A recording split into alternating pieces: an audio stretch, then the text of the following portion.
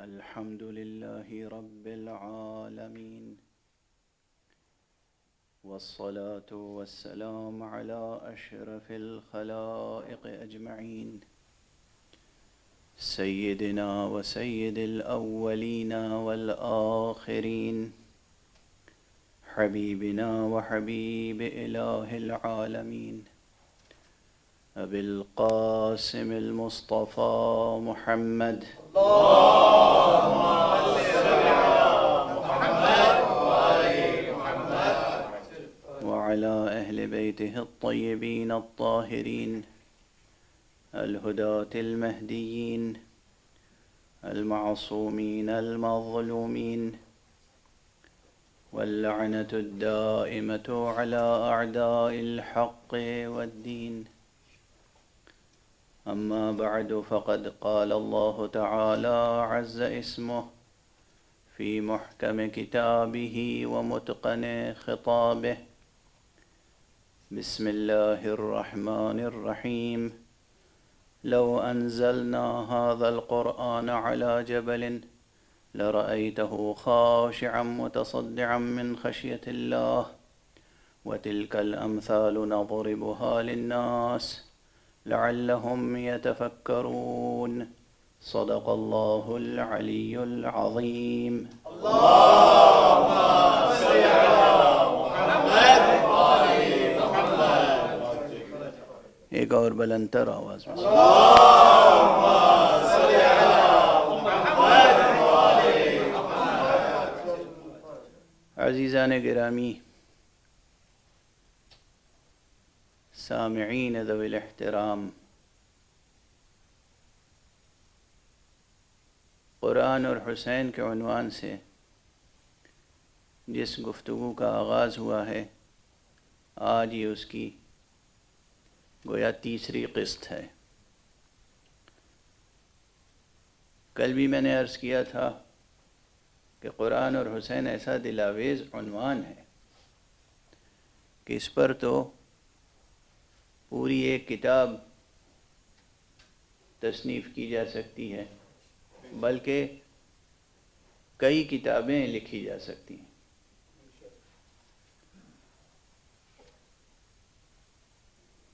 آپ دیکھیے ذرا اس گھرانے کی وحدت قرآن کے ساتھ. یہ جو اہل بیت نبوت ہیں، یہ جو عصمت کا گھرانہ ہے، یہ جو خاندان نور ہے، اس کی نور قرآن سے وحدت تو دیکھیے. باپ پیدا ہوتے ہی قرآن مجید کی تلاوت کرتا ہے. جو علی ولادت کے بعد قرآن مجید پڑھتے ہیں حضور کے موجودگی میں، انہی کا بیٹا ذبح ہونے کے بعد قرآن پڑھتا ہے، نو کے نیزہ پر دوستوں اور دشمنوں کے درمیان. کیا وحدت ہے قرآن کے ساتھ، اس خاندان کی کیا وحدت ہے. آپ اجازت دیں تو میں اپنے ہی ایک سلام کا ایک مطلب بھی اس وقت یاد آ رہا ہے تو عرض کر دوں. زمین تو میر انیس علیہ الرحمہ کی ہے، لیکن یعنی تلک اس میں ردیف ہے.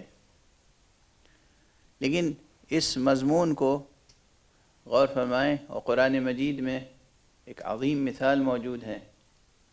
جناب عیسیٰ ابن مریم حضرت مسیح علیہ السلام کی آغوش مادر میں کلام کرنے کی مثال، تلاوت کرنے کی مثال.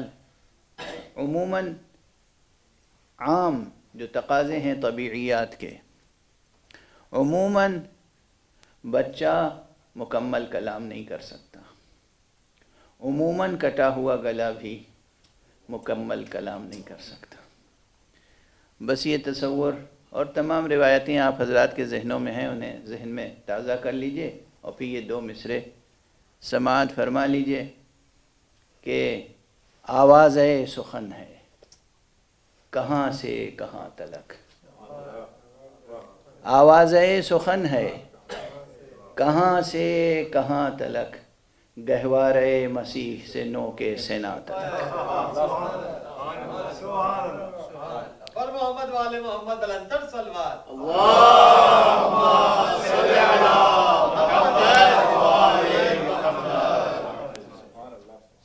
گہوارے مسیح سے نو کے سنا تلک۔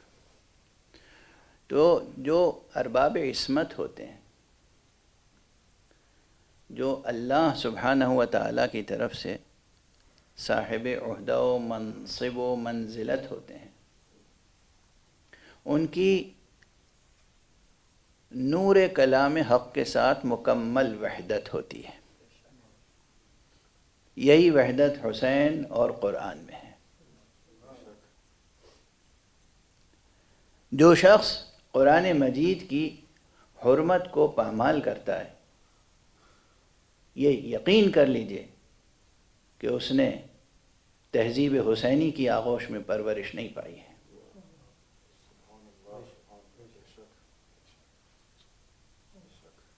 تہذیب حسینی کہہ رہا ہوں میں، ترکیب پرانی ہے، میری ہی زبان پہ کئی بار عرض کر چکا ہوں۔ تہذیب حسینی ایک مکمل تہذیب ہے، ایک مکمل ثقافت ہے۔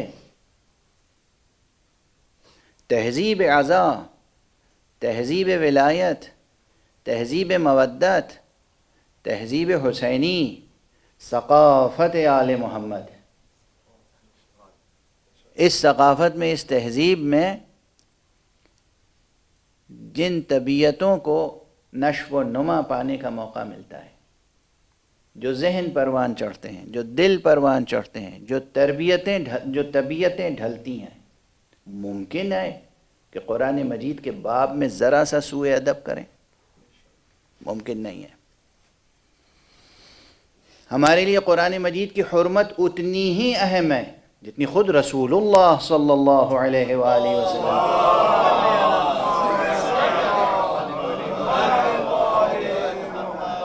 ایک بلندر صلوات بھیجیں۔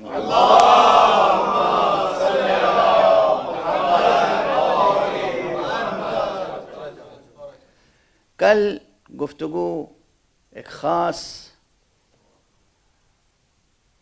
فراز معنی تک پہنچ گئی تھی، اور بات اطوار وجود کی بھی چھڑ گئی تھی، اور وہ اس لیے ضروری ہوئی کہ قرآن مجید نے خود اپنا جو تعارف کرایا ہے، حق سبحانہ و تعالیٰ نے، اللہ سبحانہ و تعالیٰ نے خود قرآن میں جو قرآن کا تعارف پیش کیا ہے، اس کا ایک مقام آپ کے سامنے عرض کیا تھا، جس میں لازمی طور پر یہ بحث درمیان میں آئی کہ آخر اطوار وجود کتنے ہیں۔ ایک یہ طور وجود ہے قرآن مجید کا جو لفظ عربی میں ہے، قرآناً عربیہ، انا جعلناہ قرآناً عربیاً لعلکم تعقلون۔ یہاں ایک بحث اور ہے، ہر طور وجود کے اپنے آثار وجود ہیں۔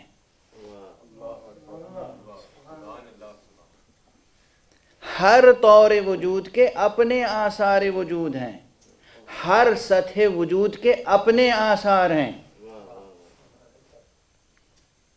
یہ سب بنیادی بحثیں ہیں حکمت کی، اور بطور خاص حکمت اسلامی اور حکمت قرآنی کی، حکمت یمانی کی۔ یہ حکمت یمانی کی ترکیب میں ایجاد نہیں کر رہا ہوں، رسول اللہ صلی اللہ علیہ وسلم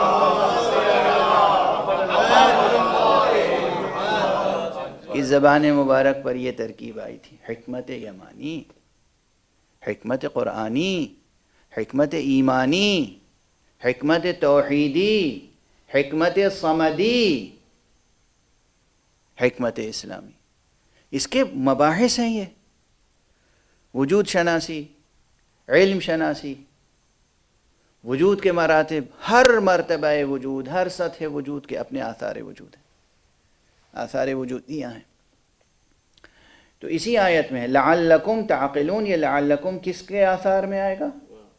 قرآناً عربیہ، انا جعلناہ قرآناً عربیہ، ہم نے اس کو قرآن عربی قرار دیا ہے تاکہ تم سمجھ سکو. اگر ہم اسے قرآن عربی کی شکل نہ دیتے تو وہ جو علی حکیم ہے وہ حقیقت تو تمہاری سمجھ میں نہ آتی. اس لیے کہ وہ طور وجود کیا ہے؟ وَإِنَّهُ فِي أُمِّ الْكِتَابِ لَدَيْنَا لَعَلِيٌّ حَكِيمٌ. اس آیت میں اور کوئی بات نہیں عرض کہی گئی ہے، اس آیت میں یہی ارشاد فرمایا گیا ہے کہ یہ خانوادہ نور اور یہ الفاظ نور ایک دوسرے سے مکمل وحدت رکھتے ہیں. اجا اطوار وجود ہی کی بحث کو ذہن میں رکھیں، اور یہ جو 3 دن سے میں آیت کی تلاوت کر رہا ہوں سرنامے کے طور پر، لیکن ابھی تک میں نے ترجمہ نہیں کیا اس کا. اب یہ میرا انداز گفتگو ہے، کبھی کبھی آیت کی تلاوت کرتا ہوں اور فوراً اس کا ترجمہ نہیں کرتا، لیکن پوری گفتگو ہوتی ہے اسی آیت کی معنوی فضا میں. اگر اطوار وجود کا فرق سمجھنا ہو تو اس آیت پر اب غور کیجیے اور اس آیت کو سمجھیے. سورہ مبارکہ حشر کی آیت ہے. لو انزلنا، قرآن کی عظمت، قرآن کی عظمت، قرآن کی زبانی. لو انزلنا هذا القرآن على جبل، اللہ سبحانہ و تعالیٰ فرما رہا ہے کہ اگر ہم اس قرآن کو کسی عظیم پہاڑ پر نازل کرتے ہیں،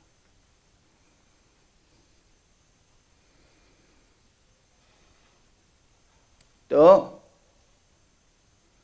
لو انزلنا هذا القرآن على جبل لرأيته خاشعا متصدعا من خشية اللہ، تو تم دیکھتے کہ وہ پہاڑ اپنی تمام تر سنگینی، سختی اور اپنی عظمت کے باوجود ٹکڑے ٹکڑے ہو جاتا، خشیت الہی سے، خوف الہی سے. پھر فرمایا گیا وَتِلْكَ الْأَمْثَالُ نَضْرِبُهَا لِلنَّاسِ، اور یہ مثالیں ہم لوگوں کے لیے دیتے ہیں لَعَلَّهُمْ يَتَفَكَّرُونَ، تاکہ وہ فکر سے کام لیں.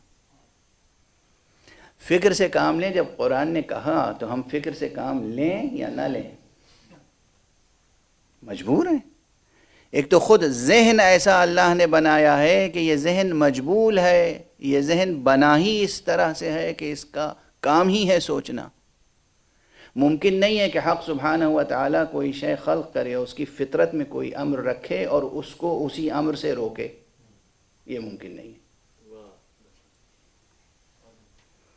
اسی لیے وہ دین، کوئی بھی وہ مذہب، وہ دین جو سوچنے سے منع کرے وہ کچھ ہو سکتا ہے، الہی مذہب نہیں ہو سکتا.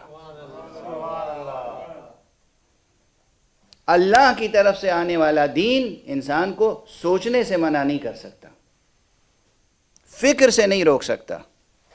جو بھی دین ادھر سے آیا ہوا ہوگا وہ یہ نہیں کہے گا بس جو ہم کہہ رہے ہیں آنکھ بند کر کے مان لو.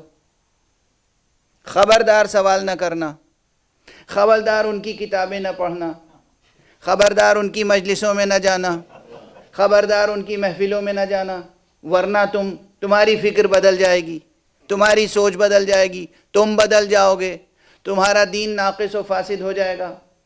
اللہ کی طرف سے جو دین اور مذہب آیا ہوا ہوگا اس میں یہ باتیں ہو ہی نہیں سکتی. اس لیے کہ وہ چاہے گا زیادہ سے زیادہ کائنات کا مطالعہ کرو، سب کو دیکھو، تمام مکاتب فکر کا مطالعہ کرو، پھر تمہیں سمجھ میں آئے گا کہ الہی مکتب کی عظمتیں کیا ہوتی ہیں. الہی مکتب کی عظمتیں کیا ہوتی ہیں. تو بہرحال ایک تو ذہن ایسا بنایا کہ سوچنے پر اس کی فطرت ہی ہے سوچنا، اور دوسرے دعوت دی بار بار لعلہم یتفکرون، تاکہ وہ سوچیں، لوگ سوچیں. کیا سوچیں؟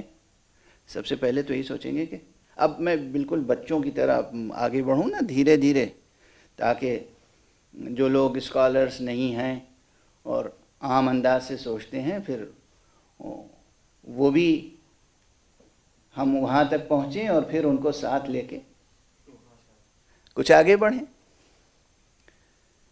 قرآن مجید میں یہ لکھا ہے کہ اگر یہ قرآن ہم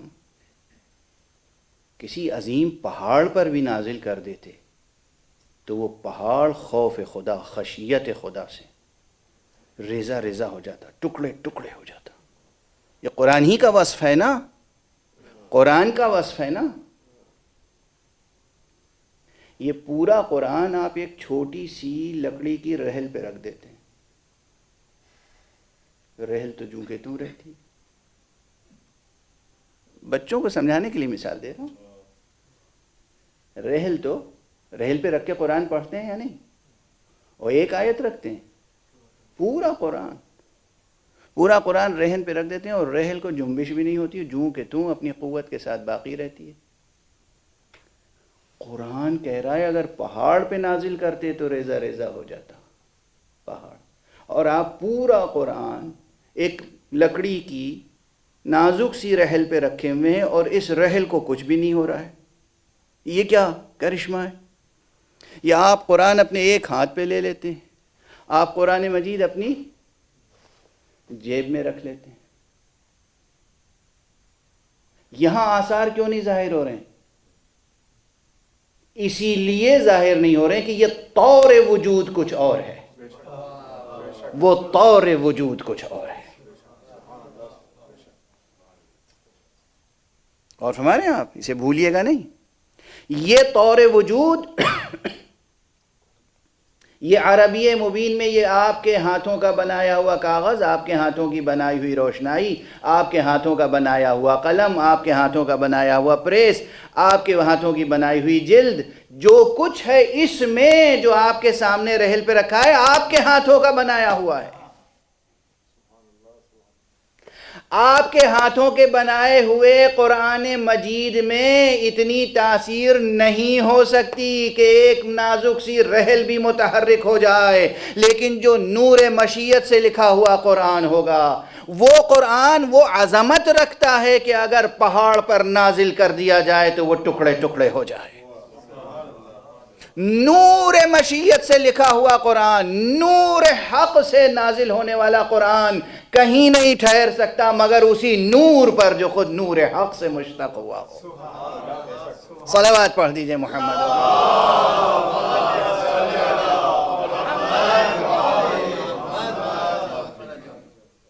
یہ ایک طور وجود ہے، وہ ایک طور وجود ہے۔ اب اس میں ہم طور حقیقی کس کو کہیں اور طور مجازی کسے کہیں، طور ذہنی کسے کہیں؟ اب یہ ظاہر ہے کل یہ شکایت آ گئی مجھ تک کہ زبان اور اصطلاحیں اور سطح گفتگو ذرا غیر مانوس سی سطح تھی، لیکن یہ میں آپ کو یقین دلاتا ہوں کہ میں اپنی روش تو خیر نہیں بدلوں گا۔ انسان کو انسان کہتے ہی اس لیے ہیں کہ وہ نامرئی حقیقتوں سے بھی مانوس ہو جاتا ہے۔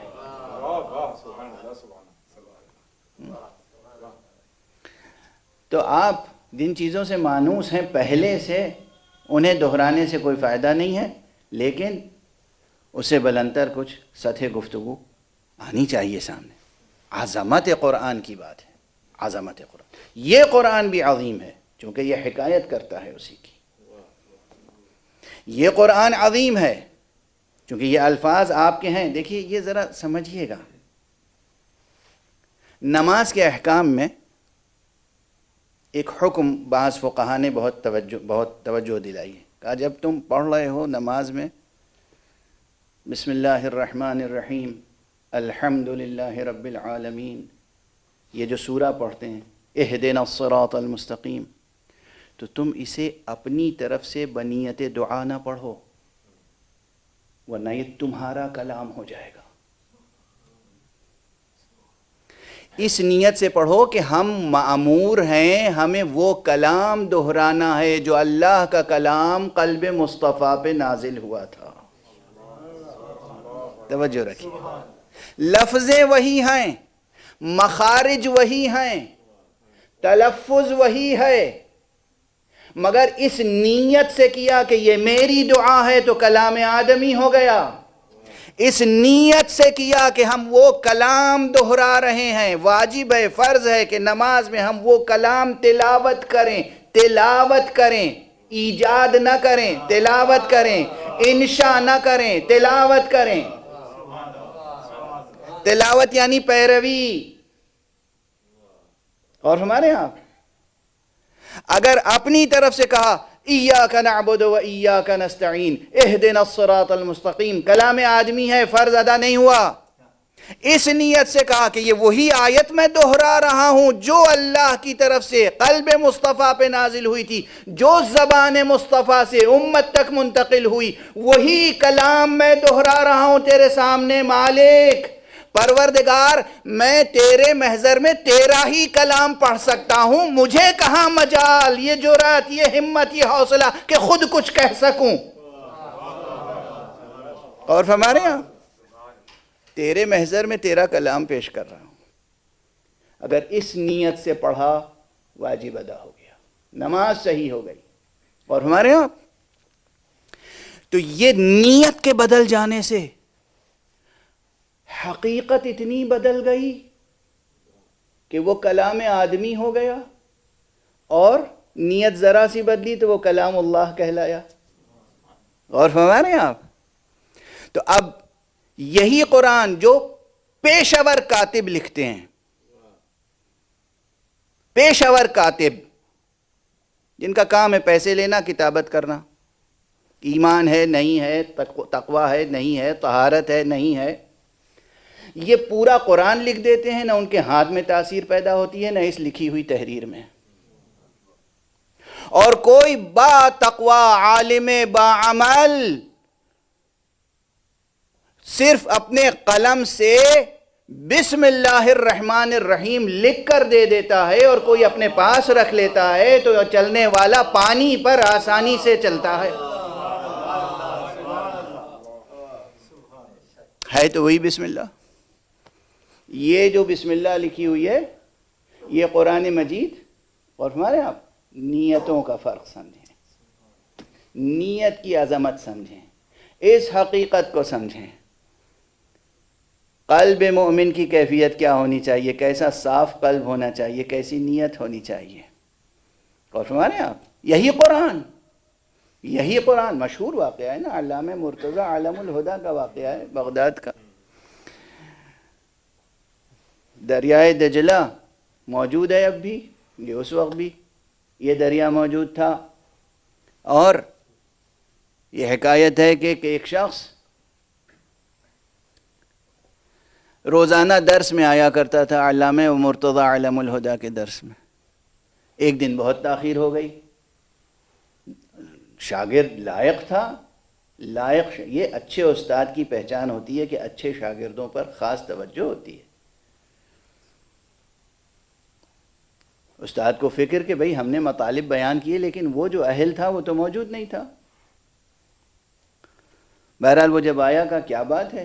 کہا کہ میں کیا عرض کروں، میرا گھر دریا کے اس طرف ہے اور کوئی کشتی موجود نہیں تھی، تو مجھے دیر ہو گئی. جب کشتی آئی میں سوار ہوا، پھر آیا. کہا اچھا. تشریف لے گئے، کچھ لکھا اور کاغذ موڑ کے دے دیا. کہا اسے اپنے ساتھ رکھنا، آئندہ کشتی ملے یا نہ ملے تم دریا پہ چلتے ہوئے آ جانا. کسی امام معصوم کی بات نہیں کر رہا ہوں میں، نبی کی بات نہیں ہے. ابھی امام کی بات نہیں ہے، ابھی اس امام زادے کی بات ہے جو امام کے اور اس کے درمیان 7 یا 8 فاصلے ہیں نسل کے. 7ویں یا 8ویں نسل میں ہیں جناب امام موسیٰ الکاظم علیہ السلام.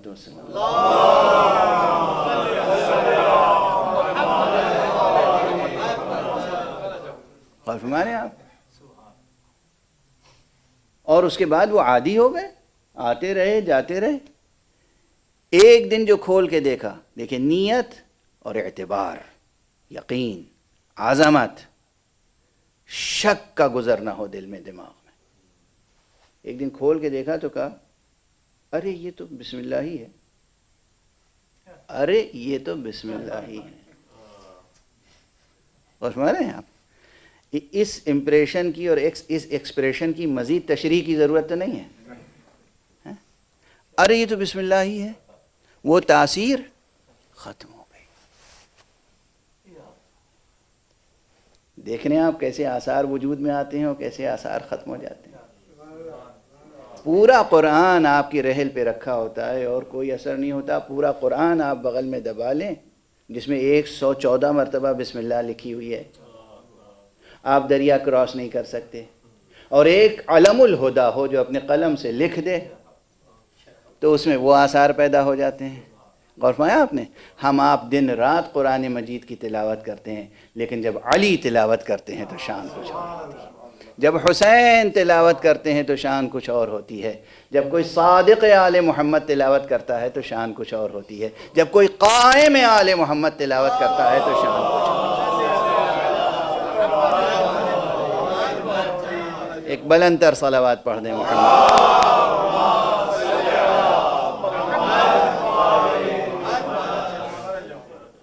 تو یہ آیت تھی جو میں روزانہ تلاوت کر رہا ہوں کہ لو انزلنا هذا القرآن على جبل.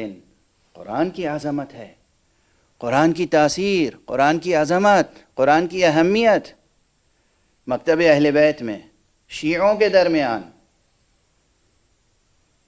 اگر ہم اس قرآن کو کسی عظیم پہاڑ پر، اب عظیم میں ترجمے میں اس لیے کہہ رہا ہوں کہ یہ ارباب بلاغت سمجھتے ہیں کہ تنوین جو ہے جبلن، یہ جو تنوین ہے، یہ نون تنوین جو لکھا نہیں جاتا صرف پڑھنے میں آتا ہے، اس میں بھی کتنی معنویتیں ہیں.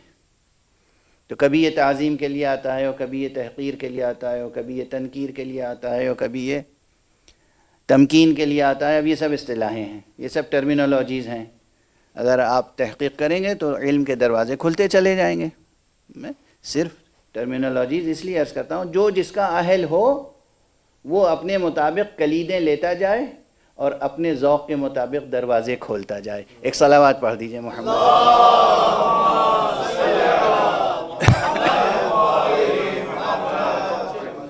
اور نحو سے لے کر بلاغت تک کا سفر کرنا ہوگا.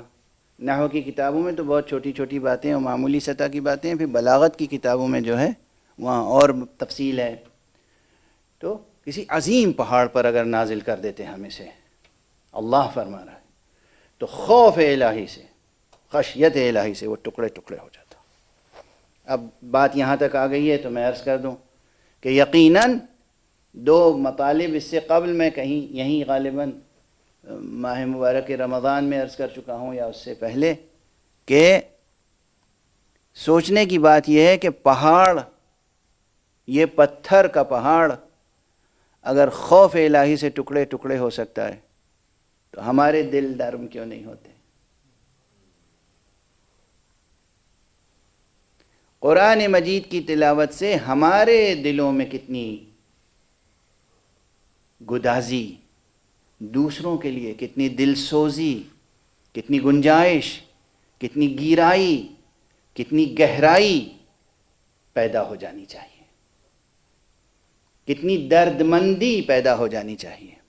قرآن نازل ہی اس لیے ہوا ہے تاکہ انسان کا دل دوسروں کے لیے درد مند ہو جائے. درد مند. بہت پرانا شعر ہے، آپ میں سے جو اردو زبان کا ذوق رکھتے ہیں اور پرانی نسلوں کی، گزشتہ نسلوں کی جنہوں نے آنکھیں دیکھی ہیں غور سے، بزرگوں کی، انہیں یاد ہوگا یہ شعر کہ درد دل کے واسطے پیدا کیا انسان کو، ورنہ طاعت کے لیے کچھ کم نہ تھے کروبیاں. یعنی اللہ سبحانہ و تعالیٰ کی عبادت کے لیے فرشتے کم تھے کیا کہ ہم جیسے نافرمان بندوں کو پیدا کیا اللہ نے؟ وہ فرما بردار مخلوق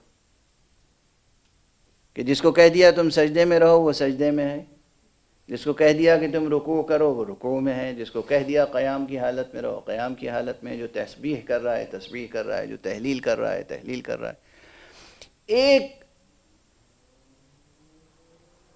جسے عام، بالکل عام اصطلاح میں کہتے ہیں کہ ایک بال کے برابر بھی، حالانکہ یہ بال بھی بہت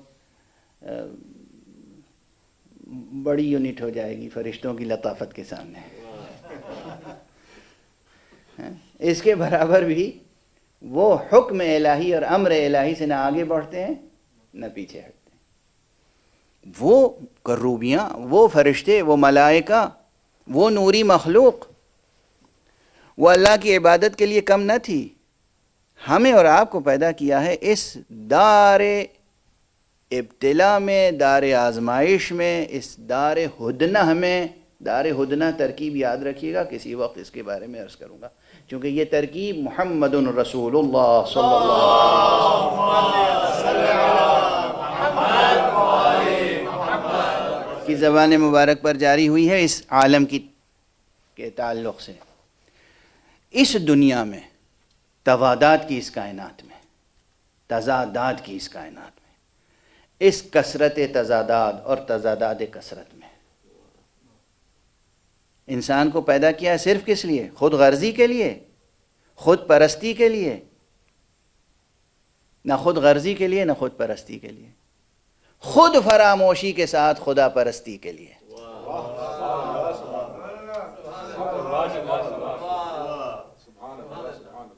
اپنی سرفرازی کی فکر نہ کیجئے، سرفروشی کا ذوق پیدا کیجئے. سرفروشی کے ساتھ سجدہ ریزی کے لیے، دوسروں سے درد مندی کے لیے. اس پوری کائنات کا درد آپ کے دل میں ہونا چاہیے، تب آپ کہلائیں گے مومن، تب آپ کہلائیں گے اہل توحید، تب آپ کہلائیں گے اہل قرآن، تب آپ کہلائیں گے اہل ولایت. صرف انسانوں کا نہیں، حیوانوں کا درد ہونا چاہیے. صرف حیوانوں کا نہیں، نباتات کا درد ہونا چاہیے. اس زمین کا درد ہونا چاہیے. قرآن مجید میں بھی ہدایت ہے اور حدیث میں بھی ہدایت ہے، زمین پر چلو تو پاؤں اس طرح پٹخ کر نہ چلو ورنہ زمین تمہاری شکایت کرے گی. غرور اور تکبر سے نہ چلو زمین پر. زمین کا درد بھی ہونا چاہیے. بے ضرورت درختوں کو نہ کاٹو. کس کی تعلیم ہے یہ؟ اسلام کی. اگر اس پر ساری دنیا عمل کرتی تو یہ جو آج کل مصیبت آئی ہوئی ہے پوری دنیا پر، جو کلائمیٹ چینج ہو رہا ہے، جو گلوبل وارمنگ ہو رہی ہے، جو مشکلیں ہیں، یہ نہ ہوتی. بے ضرورت قطع نہ کرو درختوں کو، بے ضرورت شکار نہ کرو. کسی جانور کو بے ضرورت مار نہیں سکتے. یہ نہیں کہ شوقیہ ذوق ہے آپ کا، شوق ہے آپ حیوانوں کو ہلاک کر رہے ہیں. بے ضرورت نہ کرو. جنگ کی حالت میں دشمن سے جنگ کرو. کیونکہ یہ بحثیں آنے والی ہیں کہ قرآن مجید میں قتال کا کیوں حکم ہے، جہاد کا کیوں حکم ہے. یہ آیتیں نکال دیجئے قرآن مجید سے. سبحان اللہ. آئے گی وہ بحث. جنگ کرو اگر جنگ کی ضرورت ہے. تو دیکھو جو دشمن تمہارے سامنے آ رہا ہے تمہارے جان کے در پہ ہو کر، اسی کی جان کے در پہ تم بھی ہو نا. ایسا نہ ہو کہ تم دشمن کی آبادی میں جاؤ تو درختوں کو کاٹ ڈالو اور گھروں کو اجاڑ ڈالو اور بچوں کے ساتھ تم ظلم کرو، خواتین پر زیادتی کرو، ان کے جانوروں کو ہلاک کرو. یہ نہ کرنا. یعنی کیا؟ یعنی تمہارے دل میں پوری کائنات کی گنجائش ہونی چاہیے. اگر راستہ ہے نا، ایک جگہ سبزہ اگا ہوا ہے، ہری گھاس، سبززار، مرغزار، خوبصورت، اور دوسری طرف خشک زمین ہے، تو آپ کی فطرت کیا کہتی ہے؟ کہاں چلیں گے آپ؟ راستہ طے کریں گے سبزے پر یا زمین پر؟ خشک زمین پر، سخت زمین پر. کیوں؟ بلا وجہ اس جاندار سبززار کو کیوں روندتے ہو؟ فطرت بھی یہی کہتی ہے، شریعت بھی یہی کہتی ہے. شریعت بھی یہی کہتی ہے، طریقت بھی یہی کہتی ہے. طریقت، حقیقت، شریعت الگ الگ چیزیں نہیں ہیں، ایک ہی حقیقت کے اطوار ہیں. ایک صلوات پڑھ دیجئے محمد.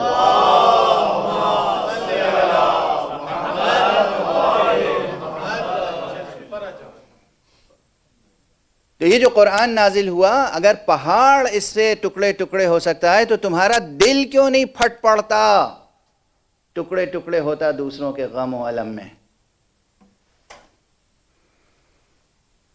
ابھی چند دقیقے اور ساتھ دے دیجئے، مصائب نہیں پڑھ رہا ہوں، لیکن انسان کیسا شقی انسان ہے وہ انسان، اس انسان کے بارے میں کیا کہیں جو غم حسین میں نہیں آنسو بہا سکتا، وہ دوسرے عام انسانوں کے لیے کیا دل میں درد بندی پیدا کر سکتا ہے؟ اس لیے یقین فرمائیے جو آزادار معاشرہ ہے نا دنیا میں، پوری دنیا میں، یہ انسانی قلوب کی تربیت کرنے والا ایک عظیم الشان معاشرہ ہے۔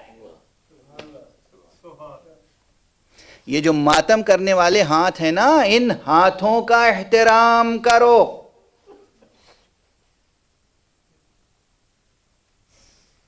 یہ اپنے سینے پہ ہاتھ مار کے درد مندی کا سبق سکھاتے ہیں۔ درد مندی، سوگواری، دوسروں کے درد و الم و غم کو محسوس کرنا، اور اس شدت سے محسوس کرنا جیسے وہ اس کا نہیں تمہارا غم ہے۔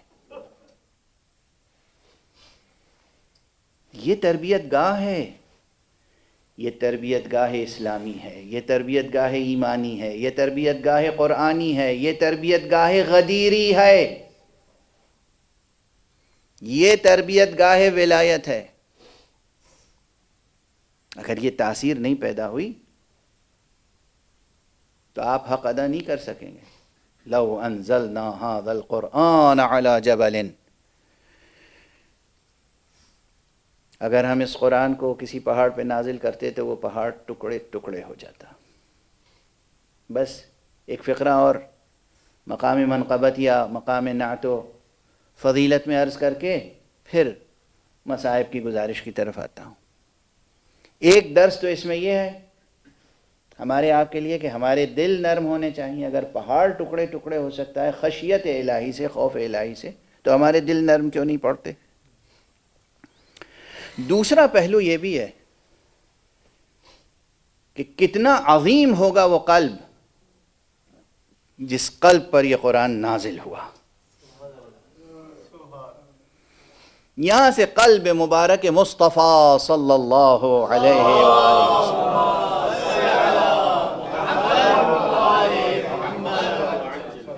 کی عظمت، قوت، شان سامنے آتی ہے۔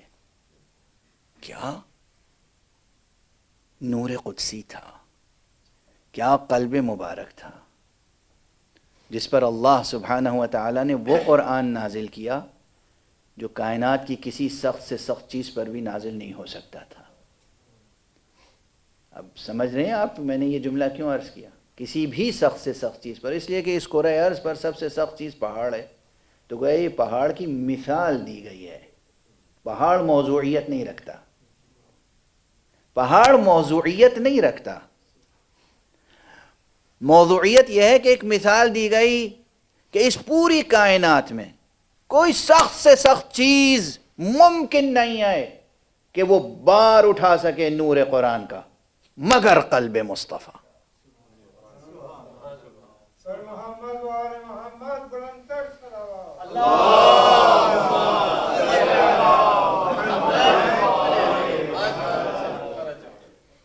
اور جو چیز قلب مصطفیٰ پہ نازل ہو، قلب مصطفیٰ اس کا امین ہو، اور مصطفیٰ پھر اپنے بعد جسے امین بنائیں وہ بھی قلب مرتضیٰ ہو، اس حقیقت تک کیا کسی غیر معصوم کا دست تصرف پہنچ سکتا ہے کہ کچھ آیتیں نکال لے اور کچھ آیتیں ڈال دے؟ سمجھ میں آتی ہے یہ بات؟ کیا ہو گیا ہے آپ کی ہوش و خیرت کو؟ کیا ہو گیا ہے؟ کیا قرآن مجید کو سمجھا؟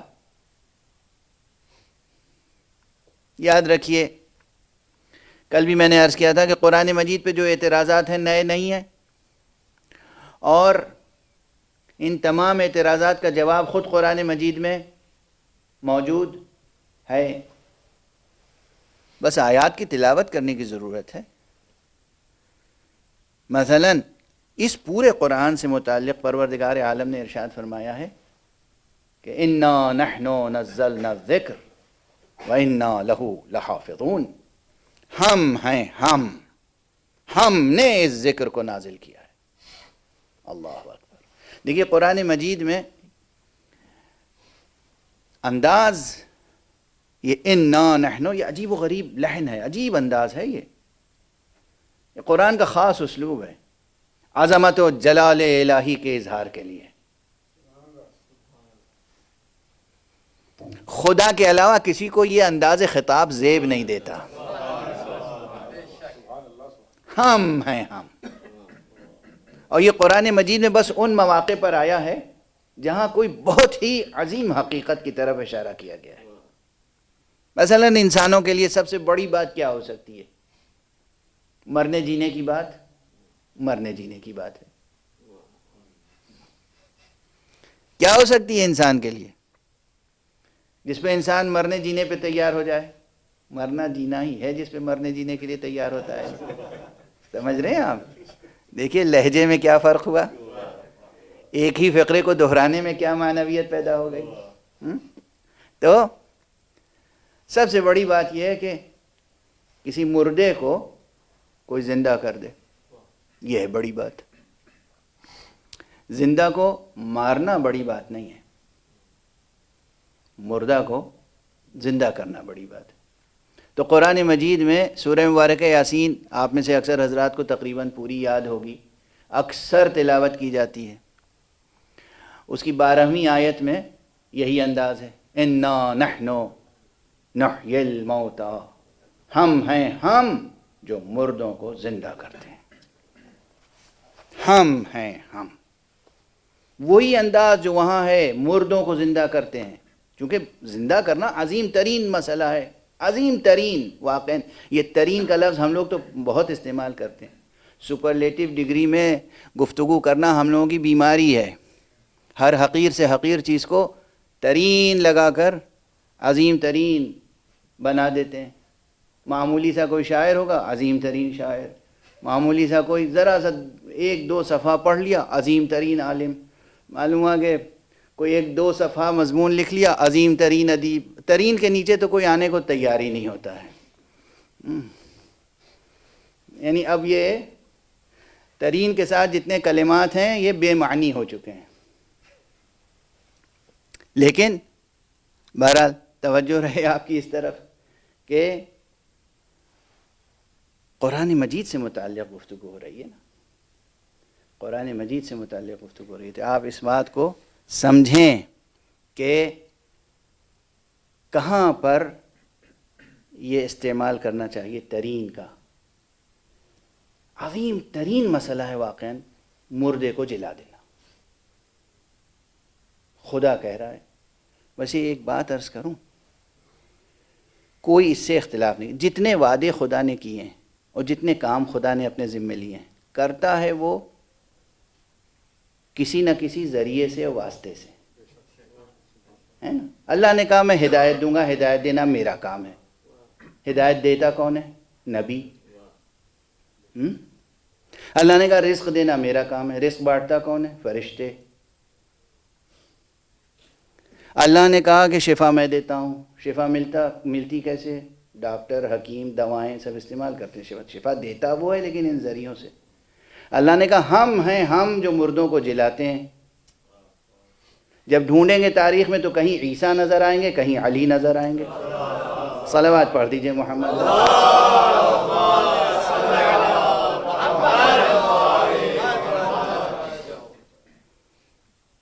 جوانوں، عزیزوں، میرے بچوں، ہرگز شک و شبہ پیدا نہ کرنا اپنے دلوں میں۔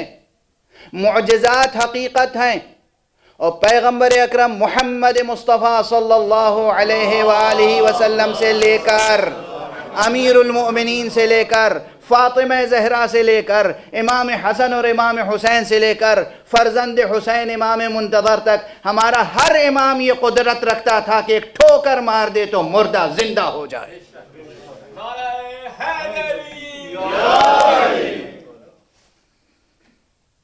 کہہ دے زبان سے قوم، مردے سے کہے قوم، وہ اٹھنے پہ مجبور ہوتا تھا، کیونکہ یہ خود اذن اللہ ہے۔ انہیں قم بإذنی کہنے کی قم بإذن اللہ کہنے کی ضرورت بھی نہیں ہے، قم کہنے کھڑا ہو جائے گا، یہ خود اذن اللہ ہے۔ تو بہرحال جس طرح یہ ہے کہ مردے کو زندہ کرنا عظیم ترین مسئلہ ہے، اسی طرح یہاں لہجہ ہے، قرآن کی حفاظت کرنا، دین خدا کی حفاظت کرنا، مقام ختم نبوت کی حفاظت کرنا۔ اس لیے کہا گیا انا نحن نزلنا الذکر وانا لہ لحافظون، ہم ہیں ہم اس ذکر کو نازل کرنے والے اور ہم ہی اس کی حفاظت کرنے والے ہیں۔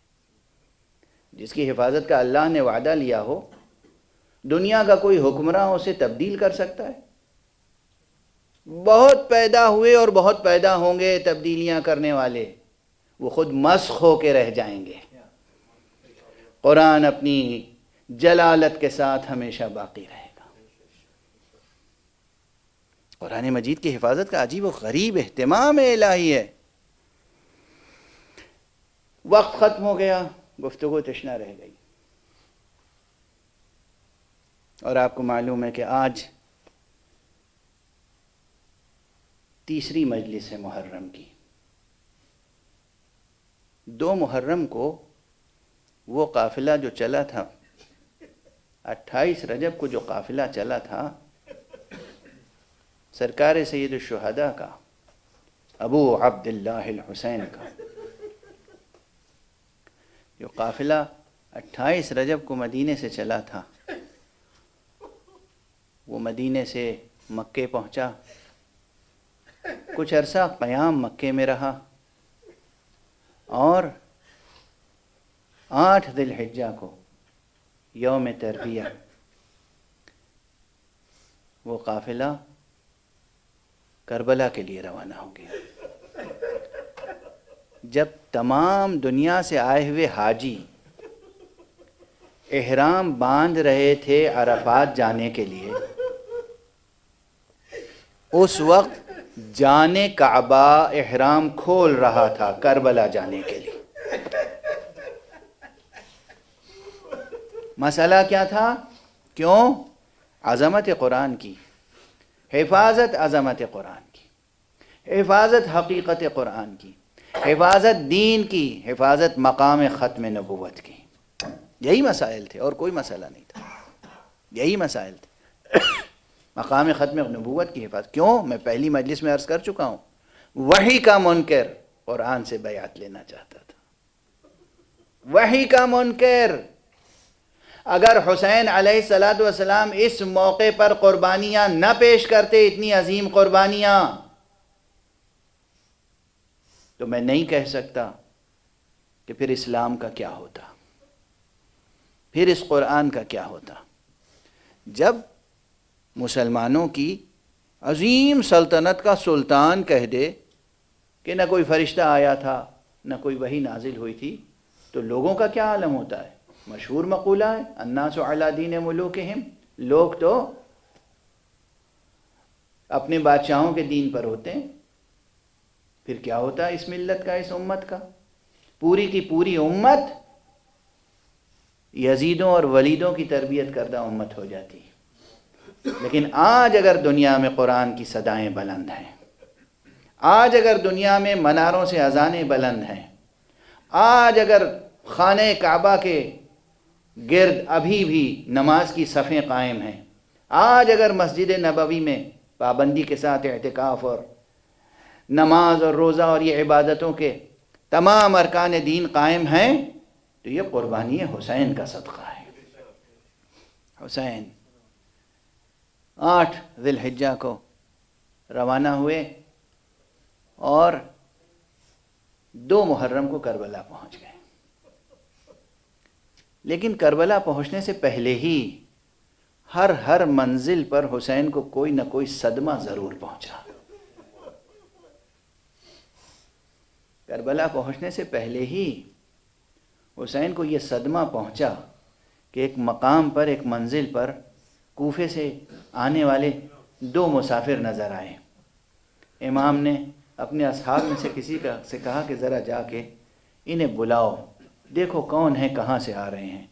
بلایا گیا، وہ دونوں آئے، قریب آئے، کہا یہ کس کا کارواں ہے؟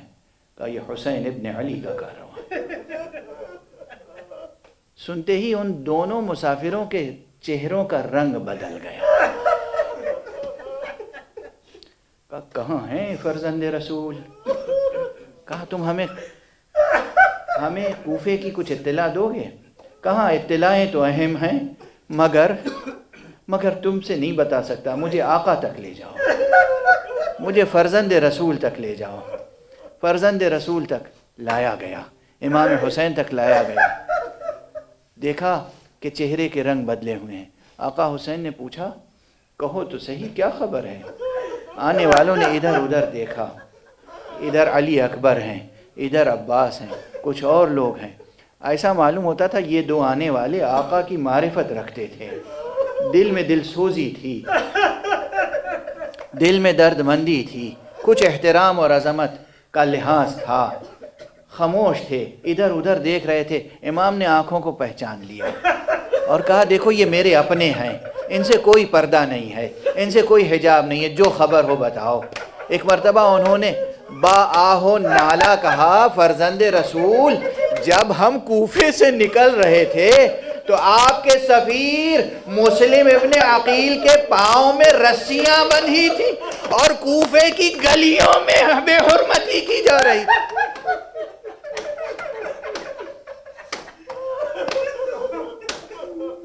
اجرکم علی اللہ، اجرکم علی اللہ۔ کوفے کی گلیوں میں سفیر حسین، اور آپ سنیں گے ایک جملہ، یہ جملہ میرا نہیں ہے، آپ کی یقیناً صدائیں اور بلند ہو جائیں گی۔ امام بخاری وہی جن کی صحیح بخاری، انہوں نے اپنی دوسری کتاب جہاں انہوں نے اپنے رجال سے بحث کی ہے، تاریخ کبیر میں لکھتے ہیں کہ وہ چند افراد جن کی شکل و صورت رسول اللہ سے مشابہ تھی، ان میں سے ایک مسلم ابن عقیل بھی تھے۔ یعنی کوفے کی گلیوں میں تصویر پیغمبر کی بے حرمتی ہو رہی۔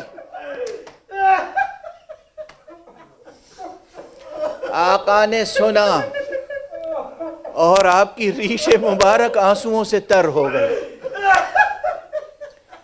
چہرے پر آنسوؤں کی جھالر۔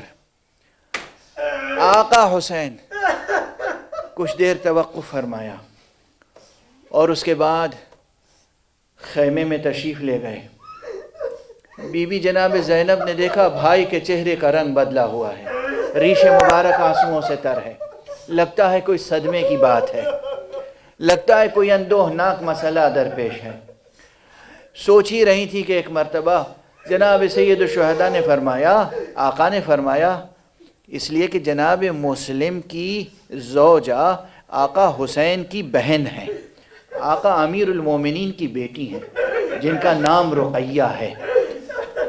کہا مسلم کی زوجہ کہاں ہیں؟ بلاؤ۔ زینب تو سمجھ گئی، جا کے مسلم کی زوجہ کو لائیں، بچی کو لائیں۔ جیسے ہی بچی قریب آئی، آقا حسین نے سر پہ ہاتھ رکھا، یہ بنی ہاشم کے بچے ہیں۔ جیسے ہی ہاتھ رکھا، فوراً بے دریغ بچی نے ایک مرتبہ اپنے عمو کو دیکھا اور کہا خیر تو ہے، میرے بابا کی خیر تو ہے۔ اجرکم علی اللہ، اجرکم علی اللہ۔ آقا حسین نے بچی کو بہت دلاسا دیا، بہت دلاسا دیا۔ اور عام طور پر آپ سنتے رہتے ہیں کہ وہ کانوں کی بالیاں، وہ بندے جو سکینہ کے لیے رکھے تھے، وہ یتیمہ مسلم کے گوشوارے بنا دیے۔ اور یہ وہ آقا حسین ہیں کہ جب خود آقا حسین شہید ہوئے ہیں تو آپ کی بیٹی تڑپ رہی تھی غم میں، اور دشمن آ کر بالیاں سلب کر رہا تھا، رخسار پر تماچے لگا رہا تھا، اور وہ بچی پکار رہی تھی بابا بابا، یتیموں پر کرم کرنے والے بابا، بیواؤں پر کرم کرنے والے بابا، آپ کے بعد دیکھیے ہم پر کیا مصیبتیں نازل ہو رہی ہیں۔ انا للہ وإنا إليه راجعون رضا بقضائه وتسلیما لأمره۔ پروردگار ہمیں علوم قرآن اور معارف اہل بیت سے آشنا فرما۔ پروردگار ہمیں قرآن کی عظمت پر اپنی جانیں نثار کرنے کی توفیق عطا فرما۔ پروردگار ہمیں اہل بیت مصطفیٰ اور اہل بیت قرآن کے قدموں میں اپنی جانیں نثار کرنے کی توفیق عطا فرما۔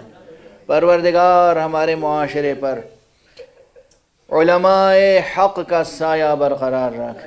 پروردگار تمام مراجع کرام، جو بھی مراجع حق ہیں، جو دینی مرجعیات ہیں، صحیح اور سچی اور صادق مرجعیت، اس کو اپنی حفظ و امان میں رکھ۔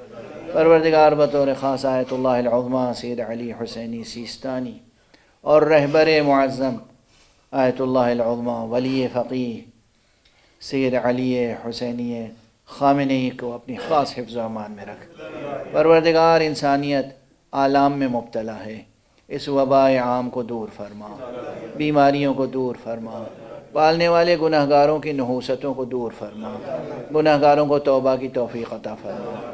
پروردگار معبود ذکر حسین سننے والوں کے دلوں میں جو آرزویں ہیں ان آرزوؤں کو پورا کر دے۔ پروردگار جن کو اولاد نہیں ہے انہیں اولاد عطا فرما۔ پروردگار جو رزق و روزی کے لیے پریشان ہیں ان کی رزق و روزی میں کشائش عطا فرما۔ پروردگار ہماری تعلیم، ہماری ثقافت کو بلندی عطا فرما۔ پروردگار ہماری تہذیب کو عمومیت عطا فرما، ہمارے دلوں کو عمومی دل